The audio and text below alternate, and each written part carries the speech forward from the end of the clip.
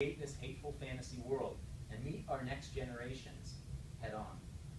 Perhaps we can not repair the ideological damage incurred, but we can strive to mitigate its inevitable chaos. Thank you. Other questions?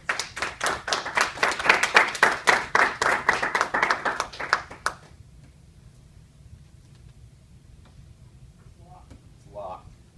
There's that other door. But I'll let James I want to in. interrupt you. It was a great presentation from the hall. Good. Yeah, I'm so sorry. Yes. Cassie, did they use the same model for the homosexuals and the gypsies? Did they use the same approach?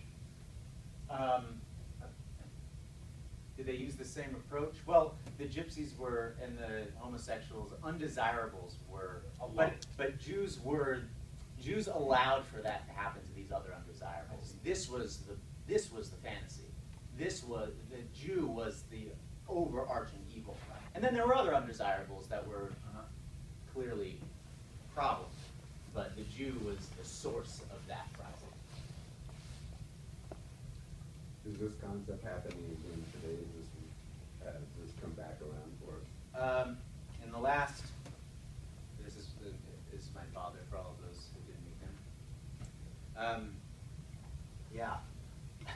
Unfortunately, yes, this is happening, and unfortunately, yes, it is happening much the same. Poems are used, stock characters, Disney reenactment of characters, pictures, and yeah, it just becomes a problem. All these mechanisms are used, and you see that today, especially in the last. I mean, it became a big thing over the summer, but Hamas is and there's Palestinian TV as well, does the same stuff. It's not restricted to this terrorist, whatever you want to call them. Yes? Do you think with the advent of the social networking and the technologies of today, does it make it easier or harder to follow this model? Well, one of the things that I don't know if I deleted it or not from my thesis, but Julius Streicher was not a top Nazi propagandist, right? He was just a regular guy. That makes it so much more important for modern propaganda, because every regular guy can be in touch with 300,000 people like that. That's scary, especially for this. You know, he had to have Hitler's endorsement in order to have paper keep coming to the publishing house even through 1944 or 5. But today you don't need paper. You don't need approval. You need internet and access and knowledge on how to use YouTube. And you only need 248 characters if that's really necessary. So, reference to Twitter. Are there any other questions? Yes, James? You may already have covered this now. I Sure. missed the first 3 minutes of your presentation. Could you talk a little bit about where this document came from? Because what you told me in a Sure, private yeah. conversation is fascinating. So the document that I analyze is obviously an English translation. I don't speak German. So the German version is published from Der Stürmer Verlag, the publishing house. But the translation now is published from Nebraska, from Gary Luwak. I think that's how you pronounce his name. Now, he went to jail in 1995 and was released in 1999 because this book wasn't retranslated as an educational tool, but retranslated to really be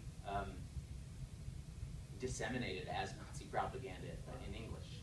And if you look on their website, they don't even have it. They don't just have it in English, although that is the first featured translation. They have it in Russian and 10 different other languages. So the translation I read was Nazi propaganda, but in a modern way, for Nazi enthusiasts, neo-Nazis. Now, Nebraska, where Gary Luwak is from, he is sort of a local celebrity there, the mini Hitler, or little Hitler as they might call him. And he's no joke.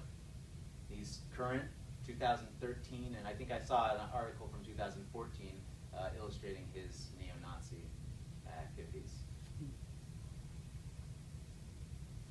Yeah, thank you for that question. Dr. Elkins? So,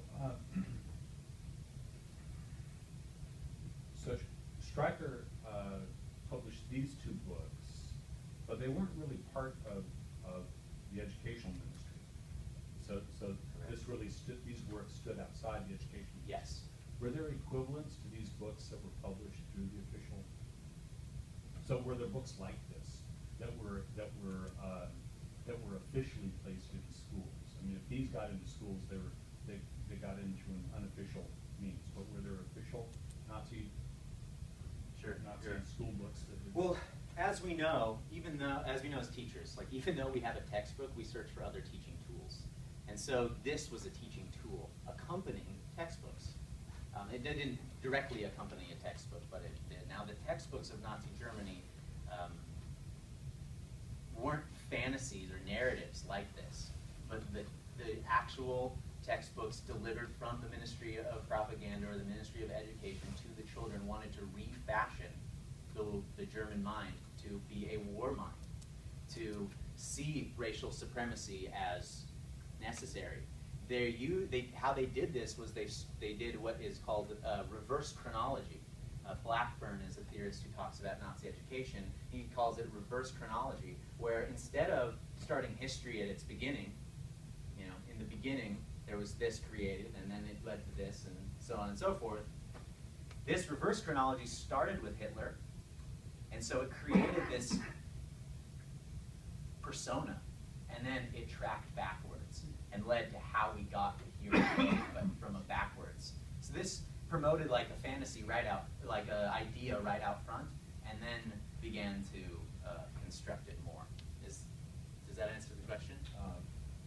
not completely, but that's all right. So Interesting answer nonetheless. Good. I don't think through my research, Dr. Ilsa, I didn't see any books that were like this. This stands out. That introduces a consideration that hadn't come to mind when I was reading this, which is placing this in classrooms and such. I was reading it as sort of in the home, in which case it would be probably consistent with views and attitudes of the home. So what was the use? Yeah, the most likely place in which children were encountered? The most likely place was in the school, and it was used highly by Jew baiting teachers. Okay, interestingly, as I started this research, one of the problems that I came across was that there wasn't a lot of information about their Giftpilz. It's like it disappeared, except the fact that it showed up in Nuremberg trials to make people go, oh, I wonder what was going on with that. And so they talk about it, but they talk about it at arm's length. There's no real numbers or where it was disseminated, where it went, except that the Der Stürmer was a highly popular magazine publication in Nazi Germany. I don't know if I have a picture here, but they have, as you're walking down the street, big signs that say Der Stürmer and a bunch of articles laid out. So people were able to